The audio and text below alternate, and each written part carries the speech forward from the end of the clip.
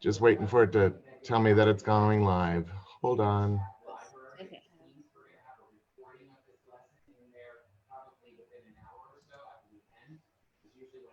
Okay. Hello, everybody. How are you? And welcome.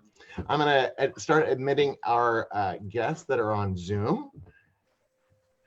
Hello, Katie. Hello, Tyler. Super excited. We got tons more people coming in. So I just want to say welcome to episode 5 of Behind the Veil. Today's subject is now what? The country is reopening, and what are we going to do now? Because, are we actually ready to go to the next step, right? Is it time to actually move on? And I'm going to mute some of you as you're coming in, just so that way we don't get your feedback. So it's not that I don't want to hear from you. I'll definitely make sure that we get to your questions later again, right? So in the meantime, let me introduce our panel today. First, I'd like to introduce Marcy Gutenberg with An Affair to Remember by Marcy. Marcy, say hi. Hello, everybody. Thank you so much for having me, Keith. It's lovely because I feel like our panel is starting to get really solidified, and it's just nice that we can have this like kind of dynamic to go back and forth. And it's really important to have your perspective, because invitations are really the first step on what people expect from an event. So I'm super happy to have you as part of it. Next, I'd like to introduce Jacqueline Morgan with J. Morgan Flowers. So Jacqueline is actually stepping in for Lisa Pierce, who unfortunately has a family emergency today. And she promises that she'll be on with us next week. But Jacqueline, again, is with J. Morgan Flowers. And I think actually this is totally appropriate to have you on, especially when we're talking about what next and, what are going to be the options as we move forward. So to say hello and tell us a little bit about your company. Hi, Jacqueline over at J. Morgan here. We do flowers and help with decor. And I'm excited to be here again. So thanks for having me, Keith. Yay! And Brooke Logan Stoner, my assistant, she's going to give us a perspective that nobody else has, because she gets to be on the ground working with the brides and the bridal party as they're going through the stress of their day. So Brooke, say hi. Hi. Hello, everyone. And I'm loving your background, Brooke. I feel like it's totally appropriate for you.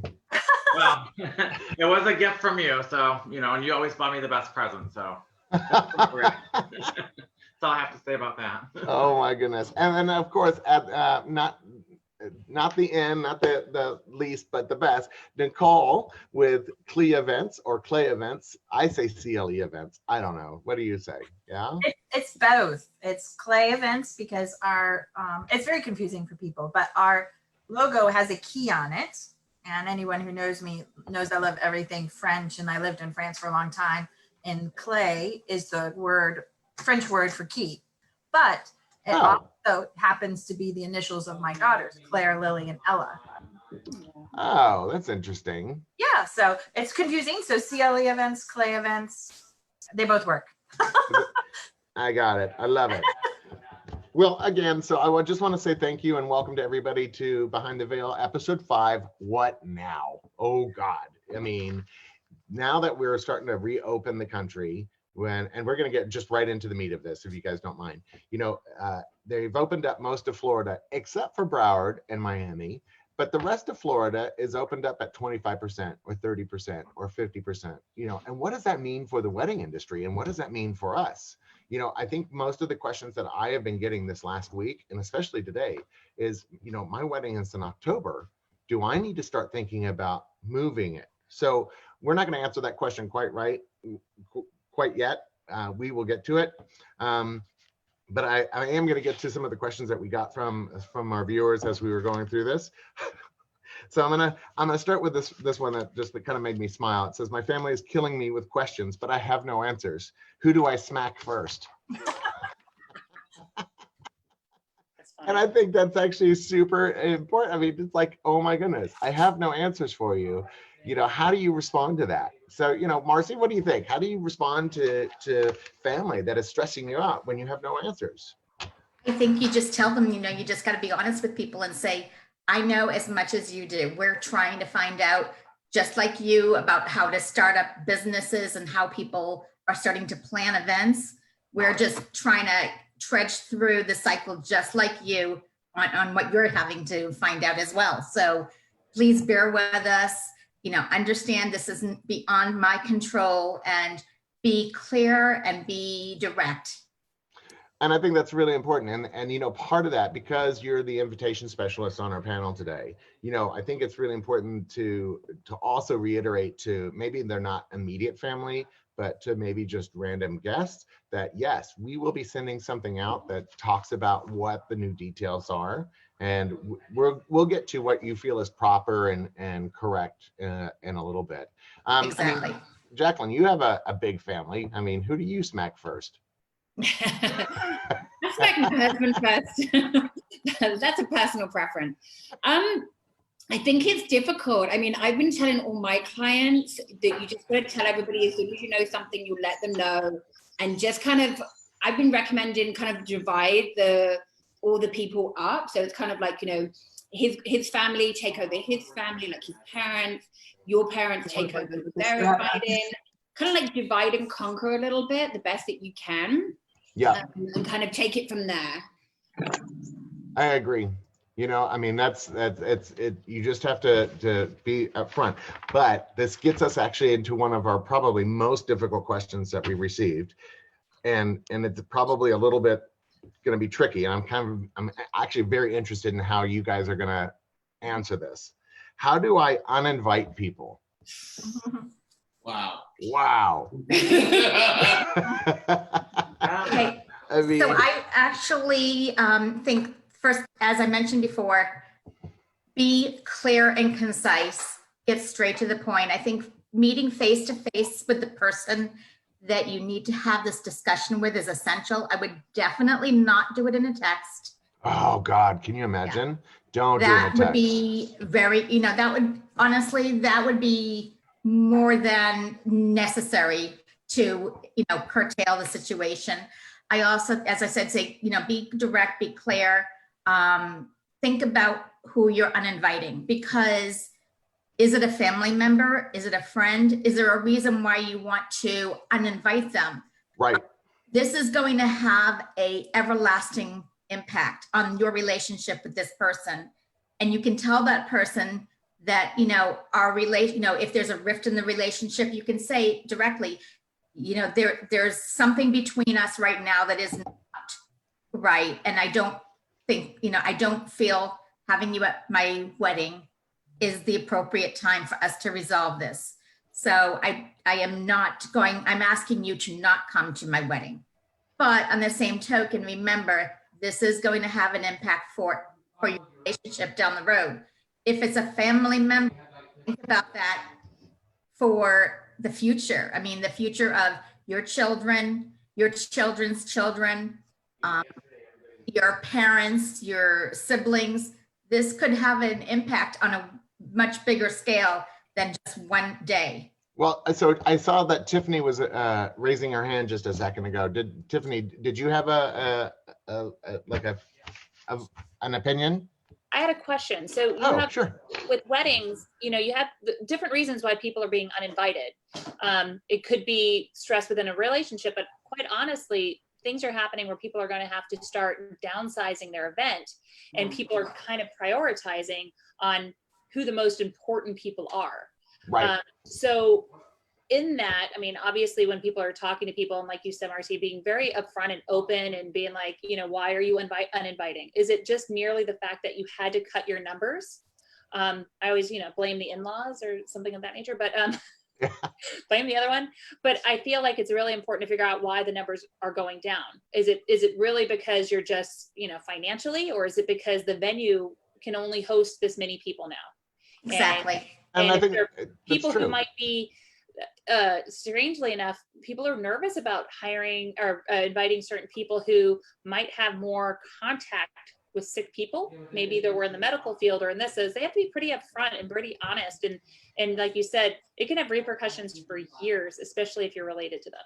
Well, Yes. and I think that goes into a much bigger question about, how do we save on budgets and monies? And, because of these uncertain times, we're talking about people being furloughed and, and jobs and income being cut. So, I think that goes to a much bigger question as well, is that sometimes you just have to be upfront and say, look, we've had to downsize our wedding, but I don't feel that I should always say, you should always go with truth first. You should always speak from the heart and talk about your truth first.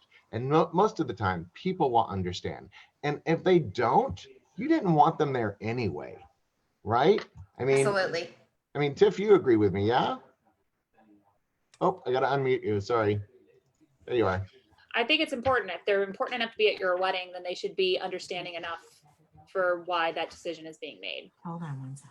Yeah. So, okay. So one of the most random questions, and we're going to jump around a little bit here, is that, we all dread. So let's say we get finally past all this. We've invited the people that we finally wanted to invite. We've moved the date. We finally got our date.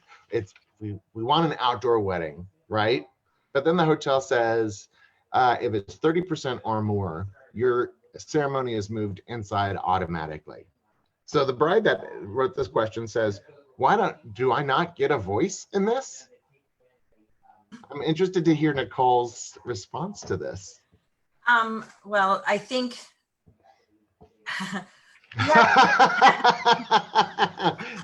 well, you have to take into consideration the whole thing, understanding, yes, your dream is for an outdoor wedding. But all of the chairs, your ceremony backdrop, your flowers, all of these other things get set up outdoors and then get drenched with rain. If it rains, for instance, and it cannot be moved again.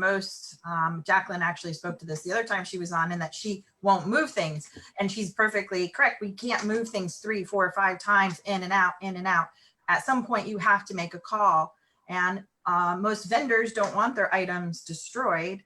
Unless you're paying for it to purchase those things that are going to be outdoors, like the ceremony structure, and then you might have more of a voice in it. And the chairs, you own those chairs. But none of your guests really want to sit in the rain either. So if your dream is to really have an outdoor wedding, then you may have to have some kind of a clear tent or something that can go up. Exactly. But so there's solutions. But always solutions. A tent doesn't guarantee things don't get wet. Just remember that, because I actually had an outdoor wedding and I had tents and the rain came in sideways and flooded. So, There's safety issues. Well, and I actually just saw Michael Sars on, and one of my favorite DJs, and I know that Michael would agree that electrical equipment outdoors also during rain would be a huge no-no. And then, of course, let's not even talk about huppahs, right? The fact that it takes forever to set up a huppah. So at the end of the day, I don't think it's the hotel that's trying to take away your voice. It's more about protecting the whole vibe of the wedding. Your guests don't want to be shoved in and out and moved like cattle back and forth. And you really do, at the end of the day, want your space completely set up beautifully, regardless if it's inside or outside. It's more Before we important. move along, I'm interrupting you because I've Yeah, got go ahead. for a moment. Hi, Michael, by the way. How are you?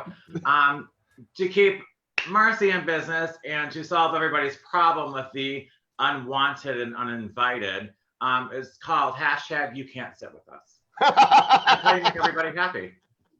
Put them in the timeout corner, give them their own table, #their invitation, you can't sit with us, and then move about your day.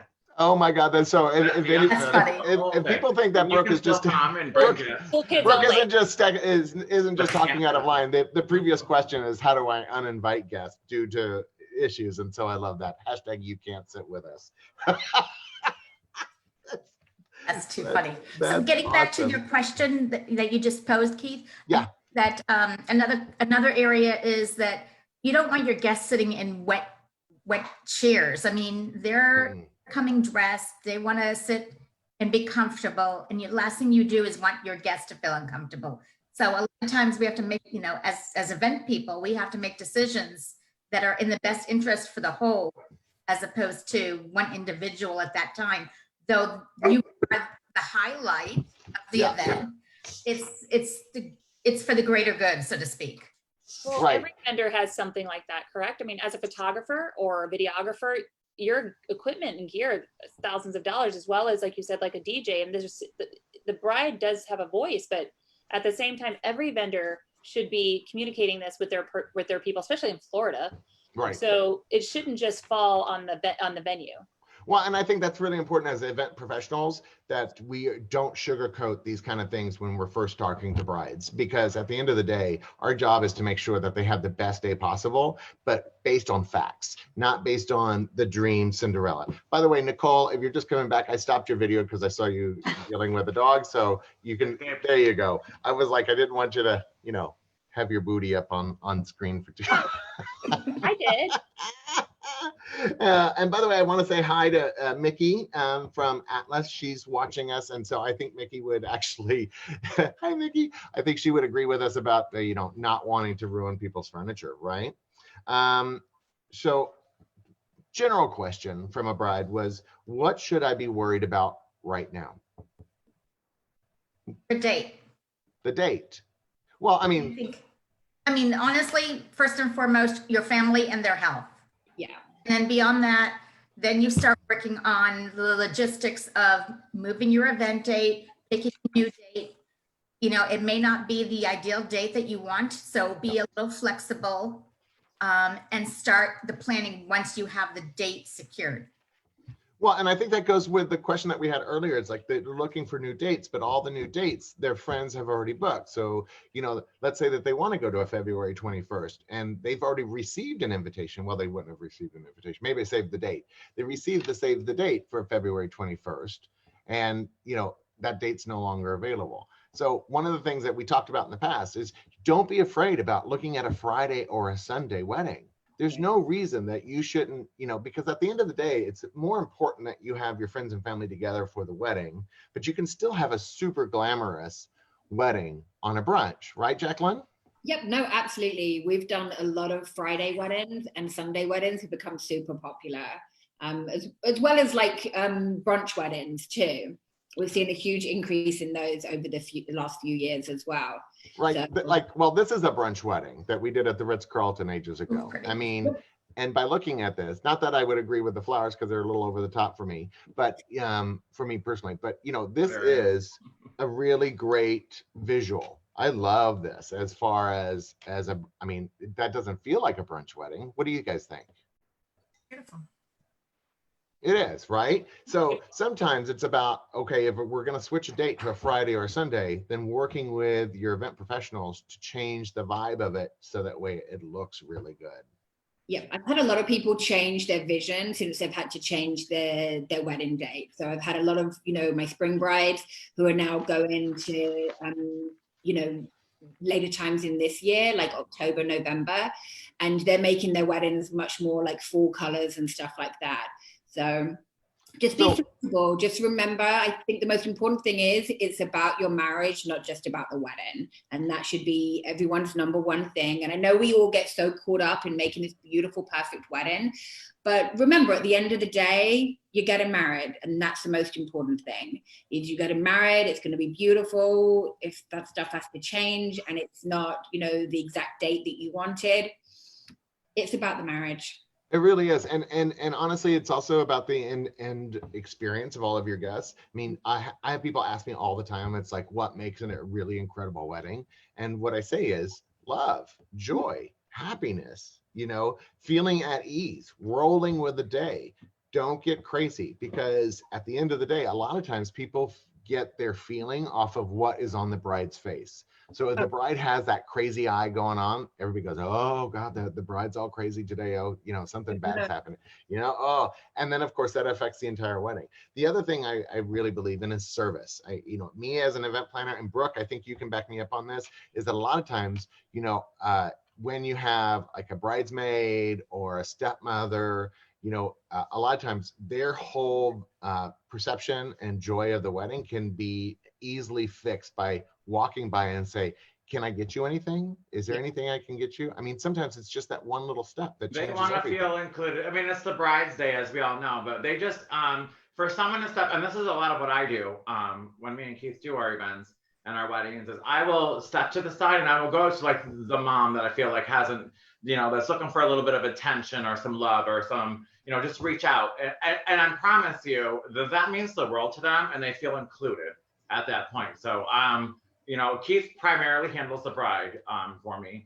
And then I will step down to the moms, and then we've done all the boys, whatever, just to make somebody like. That came across crazy. I have to tell you, that just came across a little crazy there. We've done all the boys. Okay. And say hi, you look handsome, beautiful, whatever it has to be, and just make them feel special, acknowledge them, let them know that that they're there too, and that can make the world of difference. It could turn a reception from hell to heaven in 2 seconds. Yep. You know what I'm saying? It's so easy to do. It takes nothing. I promise. It's nothing.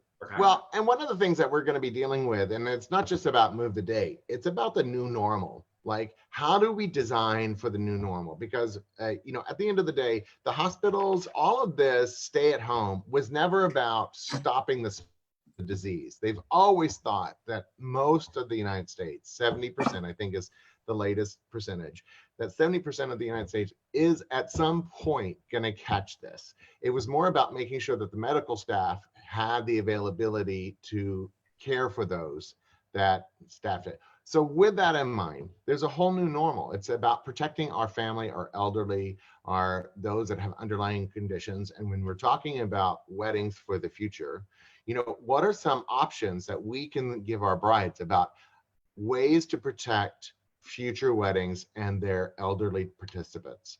Nicole?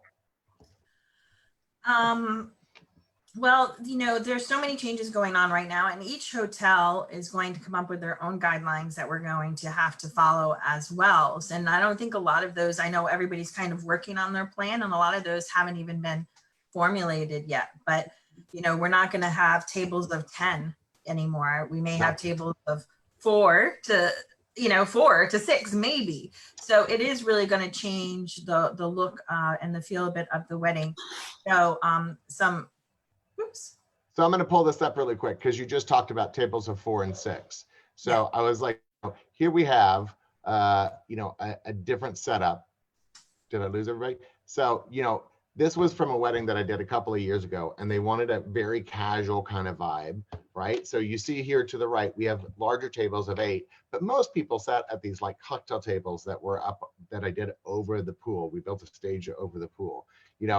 It's about thinking outside of the box, I think, at this point. Well, we're up here in Volusia County right now. We've been holed up here, and the Volusia has opened up for business and phase 1. And we actually went out for brunch on Sunday. So it's the first time we've been out since this whole thing happened. And it was definitely different. The restaurants were at 25% capacity. Yeah. That the servers were all wearing gloves and masks. It was paper menus versus regular menus, things that could be tossed out. Right. So there's a lot of guidelines that are going to be coming down that are going to kind of affect. But from what I've been reading, when we eventually get to phase 3 or 2 or 3, it's probably going to be, things are going to be capped at 50 guests anyway. So, and then look at this. Like, this is a perfect example of reducing the size of your table. I mean, this is still super glamorous. Here you have this big, beautiful mirrored table with these gorgeous gold chairs. Right? Do you remember this day? Oh, you may not even be able to have that. That was the last thing I did before COVID-19 put me in my home for 60 some days. Right. But that's what I'm saying, is that here you have, seating that's been spread out a little bit. And this was a wedding that, this was actually a photo shoot that we did. But when I saw this, I went, well, if we even reduce this a little bit, like the chairs a little bit, even around these tables, you still get a super glamorous visual that's very wedding-y. What do you think, Jackie? I think it's beautiful. What I've been saying to some of my brides, I have one bride who's going into residency, so she kind of doesn't want to have to move her wedding date. Again, it depends on the hotel at this point. Is she's going from like probably 100 to say 50, with let's do smaller tables and then just spread them out so that we still eat up the space in the ballroom, so we're not floating out of space in the room. And then to still mix them high with some low to again kind of fill up the room. and kind of make you look still really beautiful, very elegant. And like somebody mentioned, you have one family at that table. Oh, and I'm going to pull this up really quick because this was actually from a modern luxury event, and I think this goes a lot towards what Nicole does in her vintage furniture and about how you can truly make it glamorous. But this is some alternative type of seating that can eat up that ballroom space that we were just talking about. Because if you're going to reduce the number of tables, it'd be kind of cool to have some of these kind of subsets around the room where people can socially distance and yet still feel very much part of the event. Exactly. I think that it's a good way to eat up space. So Nicole, what do you think about like this visual? Yeah, I absolutely. I mean, I love lounge furniture at weddings. I think it gives a whole different dynamic, and it gets people out of the box of just the traditional round table. I love the idea of the mixing the high boys with the traditional tables, but to add some different types of seating, and then and you can keep it. That's obviously very kind of new and glamorous, but you could kind of, depending on your theme, you could have it more comfy, homey, or more chic, depending on what you like. There's lots of options out there. But yeah, it's going to be interesting going into this new world that we're in. And we're all learning as we go along. Well, and what we're talking about is, in case you're just joining us, is that we're talking about the new normal, about how to protect our elderly, how to protect our guests in the new world of weddings, and coming up with different seating. And one of the things that actually Marcy and I were just talking about before we went on live is how to protect our elderly during the ceremonies. And one of the things that we were talking about is literally creating an empty row between the family who all live together and the guests. So that way, you may have to get to a point where you hold your immediate family, your elderly, in a separate location and bring them in separately from the rest of your guests. I mean, that may be the new normal. I mean, what are your thoughts on this, guys? I think that people they're going to have to start grouping people at a table based on who's living in that household. Yeah. Another aspect to kind of think about is your dance floor. Not everybody's going to be able to necessarily be on the dance floor at the same time. Oh, that's interesting. I didn't even think about that. But what you can do is you can actually like a monogram in the center and then have like hearts or something on the floor that signifies different areas that they're able to do.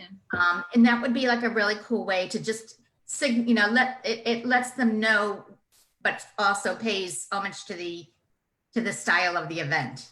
I actually really love that idea. I hadn't even thought about that. If you're going to do a monogram dance floor, what is to keep you from doing a very subtle visual on the floor that kind of divides the floor so that way people don't feel like, that they have to stay away from the dance floor.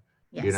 I mean, we are in the new normal and we have to try to hopefully people act like adults. I mean, as we all go to the grocery store and people have their masks around their mouth and not over the nose. I mean, sometimes we're going to have to be the enforcer. But again, I think that goes back to your event professional, having an event planner, having a florist, having, a design expert that is there that can help you and be the buffer between you and your guests. Because sometimes when you say it and when I say it, it comes across in two totally different ways. And I always tell people, it's like, the reason that people get so upset is because they installed the buttons. My mom knows where to push the buttons because she installed them. I have a question that goes with your dance floor, Marcy. So Yes.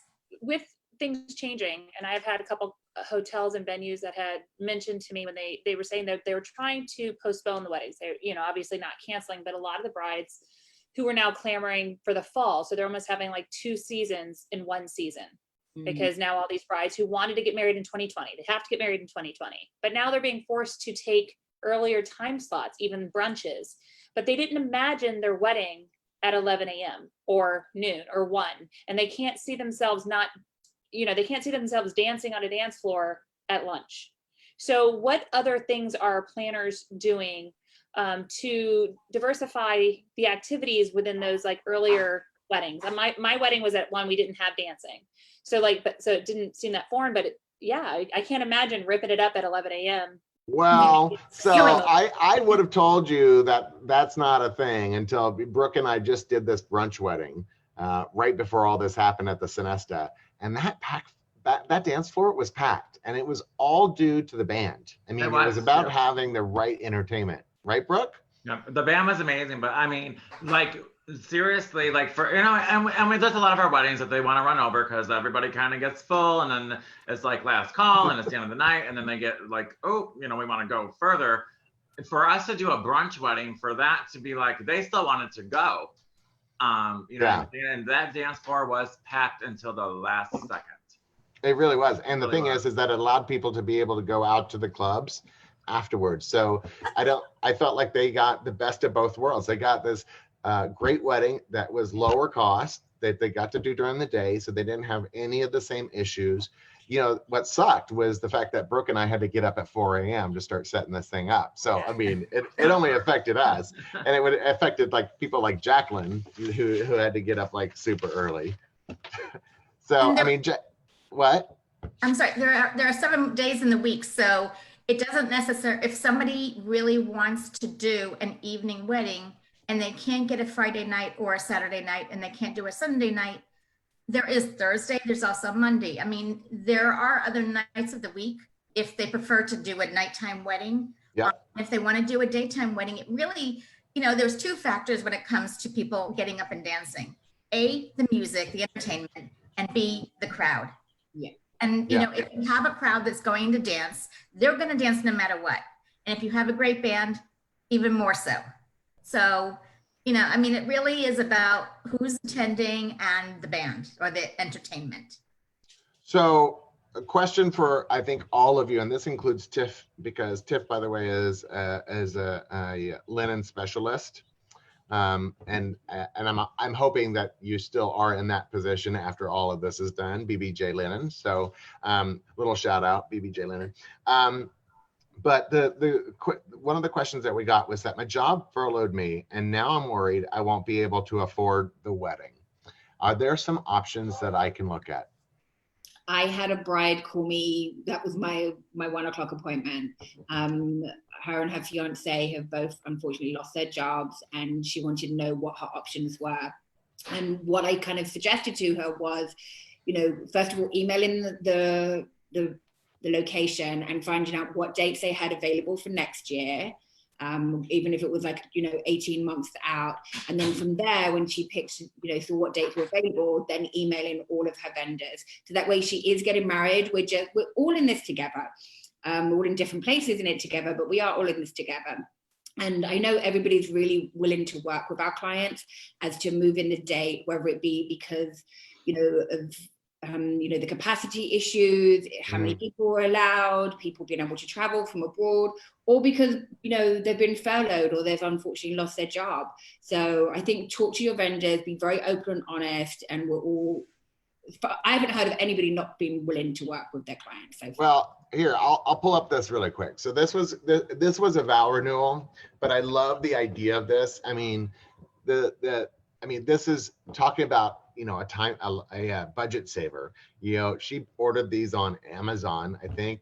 Brooke, right? Did she order these on Amazon? She did. And you know what? Last week when we were talking about not everybody does the big florals and this and that, the first thing that popped into my mind was this event and how we just used the baby's breath, and it still looked phenomenal. Well, and I'm gonna I know Jacqueline's probably biting her tongue right now because I love you, Jacqueline. No, because because people go, oh, if I use hydrangea, if I just use baby's breath, I'm gonna be able to cut that budget. And sometimes you have to be careful because it's about the labor. At the end of the day, a lot of the cost is labor. a lot of it is labor. And I think if it all comes down to finances, because you're now probably, we're 99% sure we're going to have, more tables with, less people on. So you're adding more centerpieces to it. So my personal preference, if it was my event and talking to one of my clients, is I would rather just sit there and delay it by 12, 18 months to have, as close to the wedding that I originally wanted as possible. If not, there are options. I've had people come into me, they haven't been able to afford my price point. And I've sat there and suggested suggested to them, go to Michael's, get a candle, candle stand. There's tons of different options you can do. Just be wary because you still have to sit there paying for, steak or chicken for 50 people, and that still adds up. So you kind of got to pick what means the most to you. If you'd rather wait until you can have the wedding that you wanted, or, Well, and here's the other option is, and I was actually thinking about Nicole when I was like in this process, is that, let's say you weren't furloughed. Let's say you're one of the lucky whose family is paying for it and they had the money set aside, but now you have half the people. I would, instead of doing the traditional, 10 people at a table, I would be going to somebody like Nicole to look at like optional furniture. Like what are the cool things that I get to do now that instead of paying for 100 people with steak or chicken, now I have 50 people with steak and chicken, but it means now I have a little extra budget to throw into like the decor piece, right? Like, I mean, Nicole, I'm gonna defer to you because this is your specialty. Yeah, well, there's, I always, when doing weddings, we always try to kind of think multi-purpose for things, whether if you can repurpose, depending on how the flow of your wedding is. If you're getting married, like in a particular area, you're having a cocktail reception in another area, and then the dinner, or say for sometimes, you're flipping a room. There's different things that we can do, or, more, let's see, we did a fantastic thing one time where we created these giant storybooks. I think I have that. Do I have that picture? I think I have that picture. They're literally 10 feet tall and 12 feet wide, and there's two of them, and it looked like a giant book. And it had a cutout where people could go in and take pictures, and then on the left side was like basically writing of their story. So that was so amazing. I helped you put that. So amazing. Sorry to interrupt. I mean, that could work in different ways. It could work as a photo backdrop. It could work for your wedding ceremony. It could work as an entrance piece, into the room. There's so many different things that you could do. So you could be creative to kind Sweetheart table.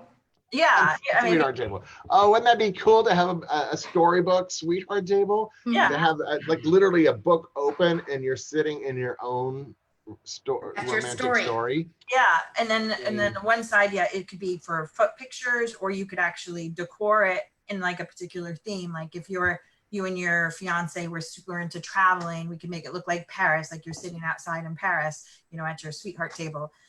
So yeah, absolutely. Adding different or unique decor pieces or things that get people involved at the wedding in a different kind of way, other than just the traditional fashions, is a great way to still make it highly personal, but also and unique to you.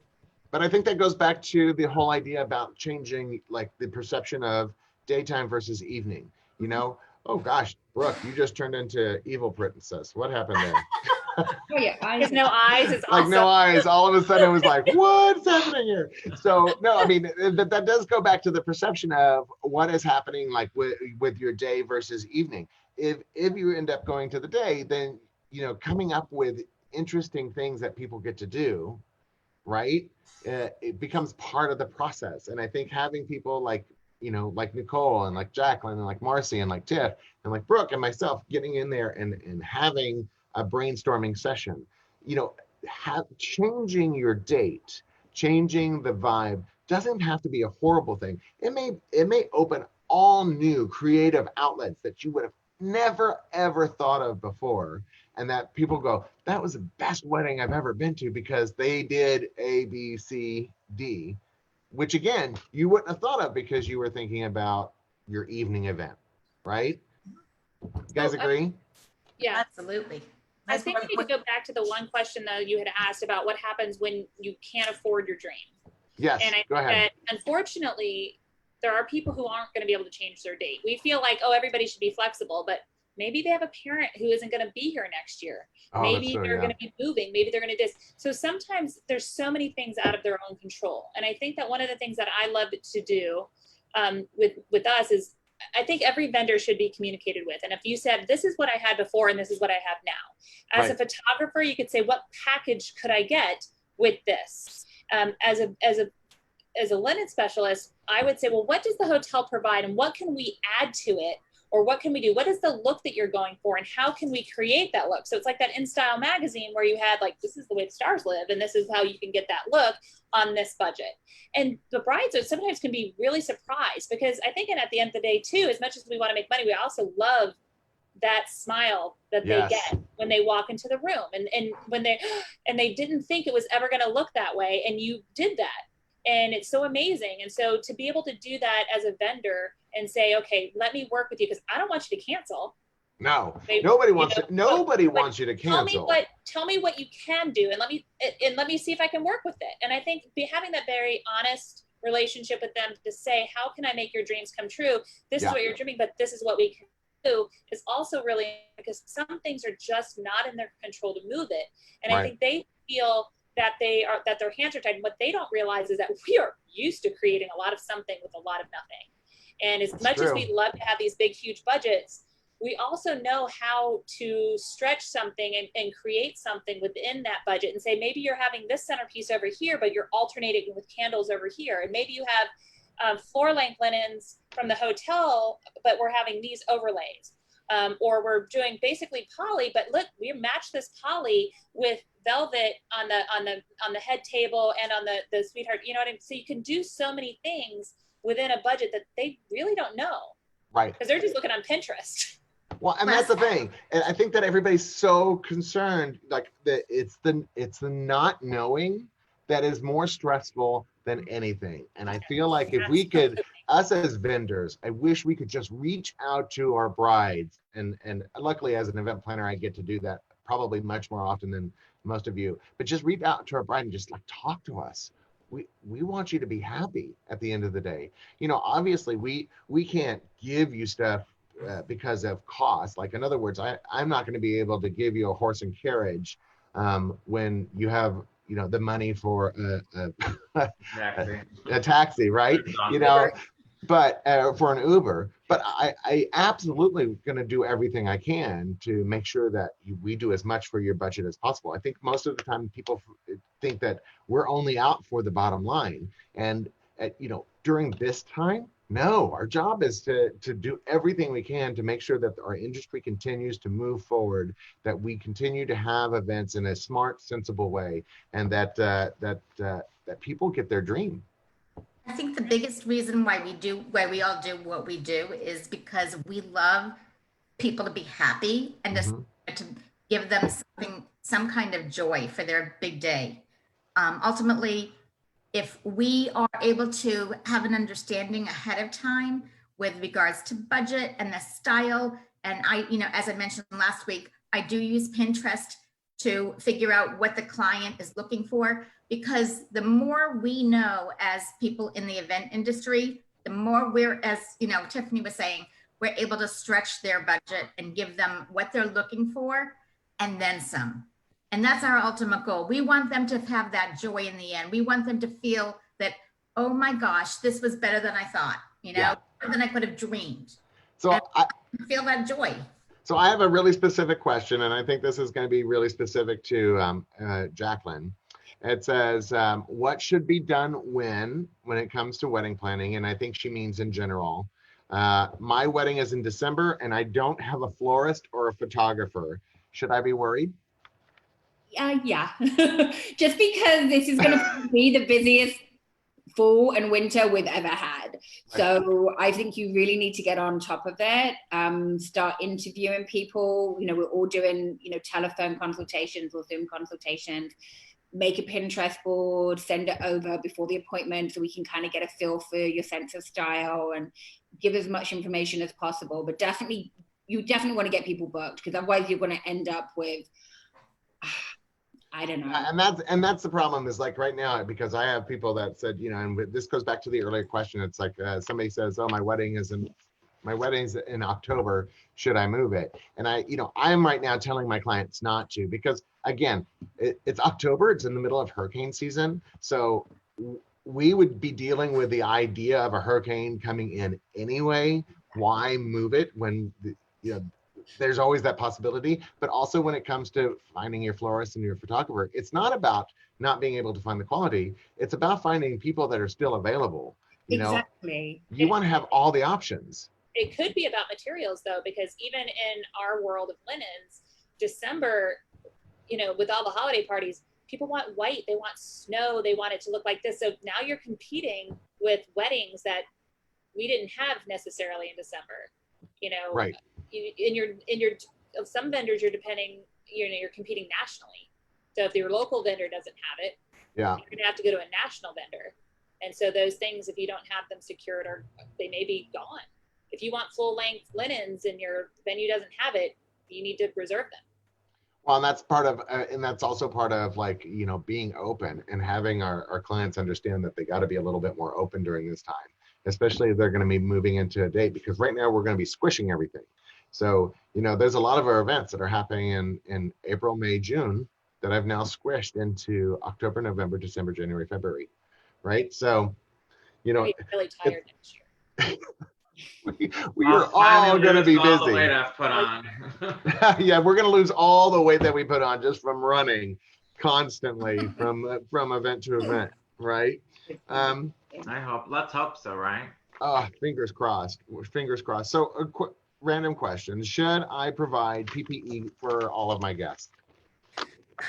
I think everybody who leaves their house and they're supposed to wear PPE when they're out in public, they're going to have their own PPE. However, there is an occasional Where's mine? say they forgot, and I see Tiffany's got hers ready. But I think that, if you want to supply so that everybody's more uniform for your pictures or something, or if you wanted to do Jack Daniels, something fun on them, you're gonna have people that are gonna wear it. It's just something that we have to live with for the time being. Ooh. And we don't know when that's gonna, end. Oh, Jacqueline has something. I've got a really good idea. We can have, how like for Jewish weddings, we have like the yarmulke. Yeah. That has your day. How about we have them where we have them where it's like color coordinated, and inside it says, Mazel Tov, Jacqueline. BJJ is already starting to do it. They've already starting to do it. Well, no, I was thinking inside too. I haven't seen any plates inside. Oh, well, no, what I was thinking is if you could get them to light up and then have them like, right, have the whole dance floor light up instead of the color sticks that they used to have for bar mitzvah and stuff. It'll be light up masks. That'd be something. I think that would be awesome, right? I think that would be awesome. Fluorescent threading or something. Right. So here's a question I think that all of us can chime in on. It's again, we're really talking about saving money, right? And it says, to save money, I'm thinking about not doing a rehearsal dinner or a brunch. What are your thoughts? I agree personally. Right? It's just me. Oh no, I'm a huge fan of that. I am like, have it on a Thursday. Take a 4-day weekend. It's a no-brainer for me. Honestly, right? Do it a Thursday or a Monday. Technically, I would do, if it was me, I'd be like Thursday. I got Thursday, Friday, Saturday, and Sunday off. I'm good. No, and what I tell people is like, look, you're not responsible for paying for people's vacation. At the end of the day, most people, when they're flying in from their jobs, let's say you kept your wedding on a Saturday. A lot of people have families and jobs and responsibilities. Typically, they're not going to be able to fly in until the Saturday anyway. And most of them are going to need to fly back out on a Sunday. So, an option for rehearsal dinner, instead of doing a traditional rehearsal dinner, do a beer and dessert reception. So, let people go out to dinner on their own. And then at the end of the night, do a little thing. And as far as brunch, most people are going to be hungover anyway and going to want to stop at McDonald's on the way to wherever they're going. They don't want the bagel and cream cheese. What do you guys think? Nicole, I'm going to go to you because you haven't spoken in a while. This, like I said, the world that we're living in, and it's a strange one now, and it's a little surreal. And as the things open back up, but you know what? Ultimately, I think we've said it time and time again. You have to do what makes you happy. This is your event. This is your wedding, and put the money where it's most wanted or needed, and then don't worry about the rest. Your guests are going to have a great time, and they're there to show their love for you. So don't worry about the rehearsal dinner, and if someone wants to pick up the bill, if it's really important for the rehearsal dinner for them to happen, then they can pick up that tab, right? Right, but don't take on that stress or worry. I think at the end of the day, I think most people take on way too much stress. Like I tell people, do not become people's travel agent. You know, how many times have we said, "Oh my God, now I'm having to figure out how to get people from the airport to the hotel." Like they're adults. Let them do it themselves. Yeah. You know, and again, sometimes it's important to have an event professional that can say that for you, and so that you're not doing it personally. You know, but so quick question, Marcy. Yes. Let's say that we're moving the dates, and we've answered this question on previous episodes, but I just want to make sure that we reiterated it because this is a big questioning area. It's like, you know, they're moving the date, the invitations have already gone out, or let's say they've been printed and they haven't been mailed. What are some options for people when they're going to move the date? Okay, if they haven't, if they've already been printed, you haven't mailed them out, there's a couple of options. First, if they have been sealed, then you can actually put a stamp on a stamp, and you can put a blurb on, you know, a sentence or two. And that's okay. That doesn't seem cheap. No, not at this point. I mean, at this point, anything is going because of, you know, we're dealing with something that we just didn't think about before. It's never been thought of. So everything in life right now is kind of changing, and we're just basically, the word is pivot. And this is one of those pivot points.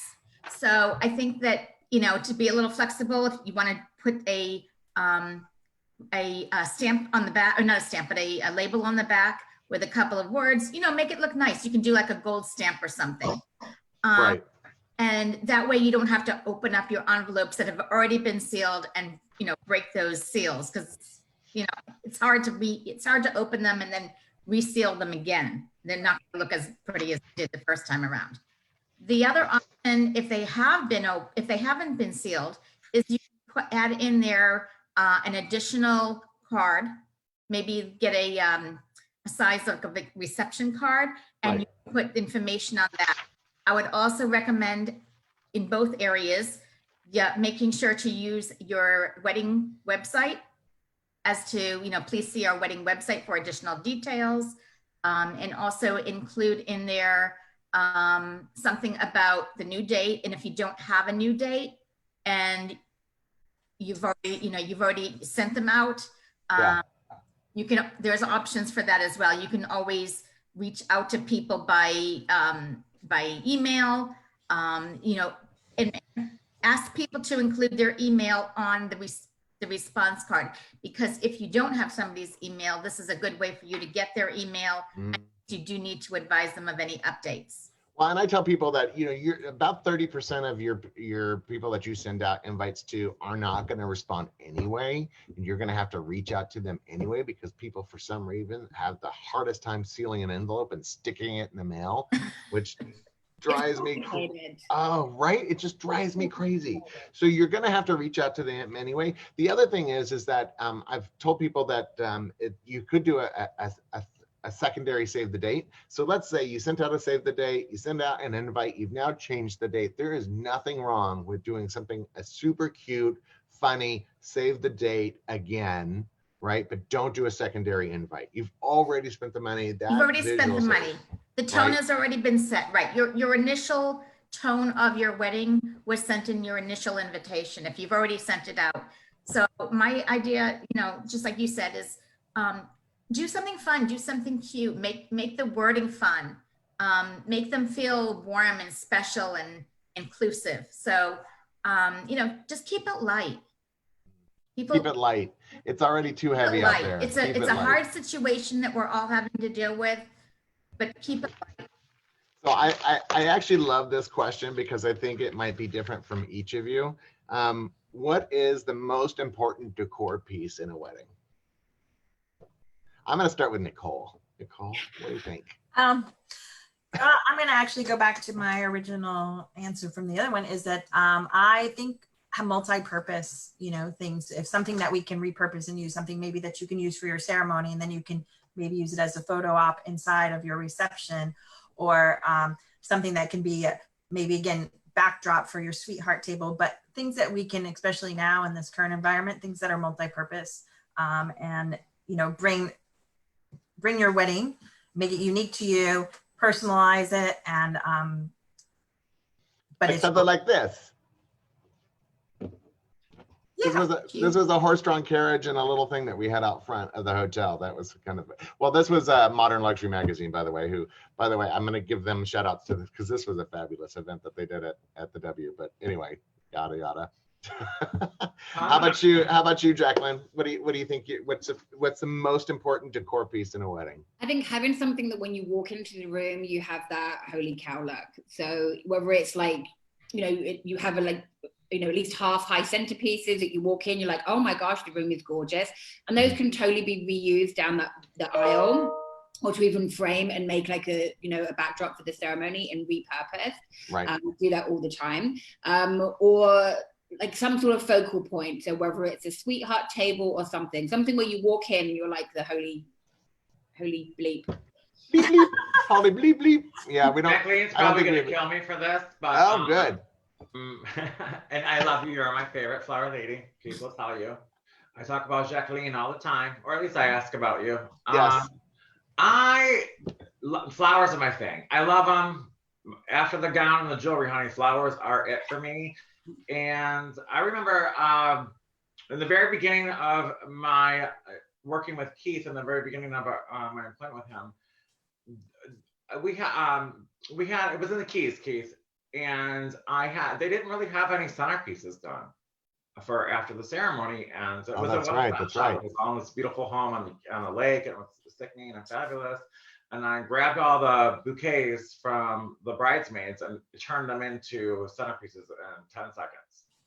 I remember that. They had a limited budget too. And when you're on a limited budget, take those flowers from the ceremony. And I did it for my own money years ago. And I put it on my head table, and a lot of that's done these days now anyway, but take and make good use of the money that you spend and then bring that inside your reception as well.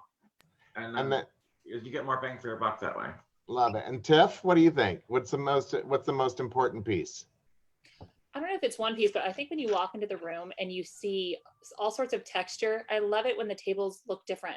Like when there's just different centerpieces and different things, like, and each has like their own personality. So it goes with the whole feel. When it has that variety and that texture, I think you walk in and you're like, you get kind of blown away, as opposed to when it's just this kind of monochromatic, static look. I think it's really cool. And I think people put a lot of thought into it. I think that's very, So here's one of the things that, and I'm going to let Marcy have the last word on this one, but here's one of the things I just want to tell you is that I do this class for the Junior Achievement World, where we talk to young business people. So it's like a Shark Tank for middle school and high school, where they come in and they try to sell a business.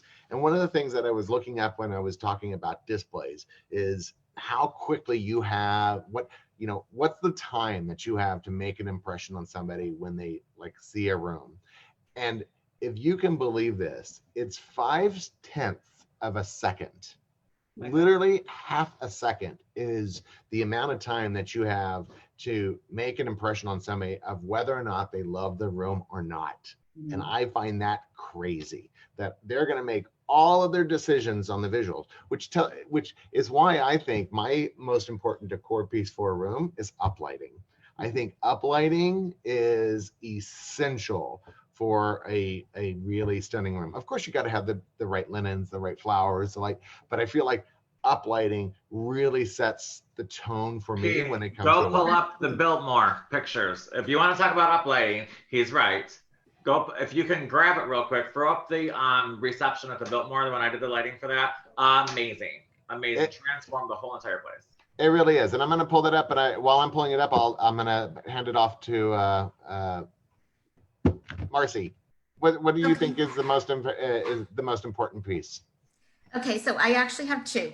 First and foremost, I think the invitation is the one that sets your tone. That's the first piece of the first item that people see to the prelude of your event, and that's what people are expecting when they come to the wedding. Right. It should match your invitation. Your invitation should match the style of the affair. The second thing, when I walk into a room, the thing that gets me the most is knowing the bride and the groom, knowing the couple, and walking in and seeing that the personalities come out in the decor, meaning all the aspects put together as a whole. I think you know, when you know the couple and you see the outcome, if it's all matching to their style. I mean, if you're in a traditional, or if you're talking vintage, or if you're talking modern, embrace it, go with it. I love seeing little vignettes around the room and having people being able to kind of spread out a little bit. That's always exciting, because it gets people doing just sitting in their chairs. So this is Dancing. this is the uplighting from the Biltmore that we did, and that's why That's I was like, gorgeous. you know, it's like gorgeous. I just love this. Gorgeous. But you know, I feel like this actually had a little bit of everything. You I love say this. we like you did that, Keith. I love this. Well, Brooke did the lighting. She's so very proud of this because she did the lighting. I get And three she- things I get to claim in life, and that's one of them. But I love the linen in this because it was really unusual. I love the centerpieces because I really felt like it was very, you know, chic, and for this particular space, I think it had a little bit of everything. So I think at the end of the day, I think what's really important is that it's never one thing that we find that it's ultimately going to make or break your wedding. Ultimately, what's going to make or break your wedding is how you feel about it. And you know, if you keep reality in check, meaning you understand that human beings are messy people and that they're going to do something stupid, and you just go, you know what, it's fine, it's my day. And then you add that to what is happening in the world today, and give yourself a break at the end of the day, right? Give yourself it's a wedding. Nobody's going to live or die because of this day. It's important that you get to experience it for what it is, and that's the love and joy between two people, and that you're trying to share this with your friends and family. And at the end of the day, however you decide to do this, or however you decide to do that, that's the correct way to do it, right? What do y'all think? No, absolutely. It's all about being together, celebrating your union, and it's about your marriage. And, you know. All right. So final thoughts, Marcy, final thoughts for today. You know, what with the idea of what now? Okay. Final thoughts are just, you know, kind of just roll with it a little bit, plan your day, enjoy it. It's one day, but the biggest thing I always say is the day of your wedding, relax. Breathe. The more you're relaxed, the more you enjoy it, the more your guests enjoy it. Everybody's going to have a great time. It's just, you know, yes, it's one of the biggest days of your life, but in the big scope of the picture, you're going to look back on this and you're going to remember all those wonderful moments that you shared with your loved ones who were at the occasion. It's you know, it's about your marriage, as Jacqueline was saying. It's really about the two of you coming together as your marriage. Jacqueline, final thoughts? I totally agree. I think I've told you guys this before. I got married in a parking lot in the end. They were supposed to get married in a ballroom, about to walk in, and they're like, oh, That's right. we moved it to a parking lot. In my wedding video, I've got an apple martini, which I just discovered the day before. And they're like, how do you feel? And I'm like, I got married in a parking lot, but I don't care. And I got married. And 19 years later, it's the funniest thing, probably about my wedding. And I'm still married. And it's a story to tell. And shit happens. It's all about how you deal with it. Well, and I love the idea that, you know, 19 years later, it's the thing that was the most fun, right? Yeah, everybody still remembers it. A car was like backfiring in the background. It was like, whatever, I got married, it's done deal. Now let's just get our boogie on and shake it on the dance floor. I love it. Nicole, final thoughts. What now? The only thing that's certain right now is uncertainty. So be kind to yourself. You know, we don't know exactly what the future holds, but that's okay. So we just have to relax, you know, don't let it stress you out. Just go with the flow, keep doing your planning. You've hired the right people, you've got your professionals on board. They're gonna communicate, they're gonna take care of you, and it will be okay. And Tiff, I know that you weren't originally part of this, but you've been a big part of this. So I'd like to get your thoughts on, you know, what do we do now? What's next? I always tell my brides that the hard part was finding the person to marry. Everything else is cake. So You know, smart. You kind of have to breathe and let it go. And like you said, when you've hired the people that you need to hire, let them do their thing. Don't micromanage. breathe and just look around, because when on the day, it's going to go really fast. And you're going to look back at this year thinking that this is the longest year ever. And in reality, it's going to be over in a minute. And you're going to be like, shit, now it's time to go do the next chapter. Will I remember all of this? Yeah, no, and I always tell people, like, you know, is it in 10 years, is it going to still feel important? But finally, Brooke, what now? Well, I'm just looking at my screen and seeing my favorite people here. I'm somebody that when you see me, I want to hug you, especially if you're Nicole and you're Jackie, Marcy, Keith, my best friend, my ride or die, my boss, the most amazing man I've ever met in my life. Aw, that's why I have you on here. And so to hug people and just a little kiss on the cheek, or, you know, just to be able to have that compassion and the little intimate I love you kind of thing, that's what I hold dear to my heart. That's my thing. And all of you know that, Nicole, I come break down things with you. I'm like, how are you? I'll hug you or try to kiss you on the cheek, you know, depending on how one of us smells from working so hard that day or night. And that's my struggle bus, and we're all on a struggle bus here. Let's face it, we really are. It's how you deal with that struggle bus, and those two simple things are the most important thing to me. So how do we go now? Now what? Now what do we do? Now you know, those are the two things that I automatically, when you guys see me, I do.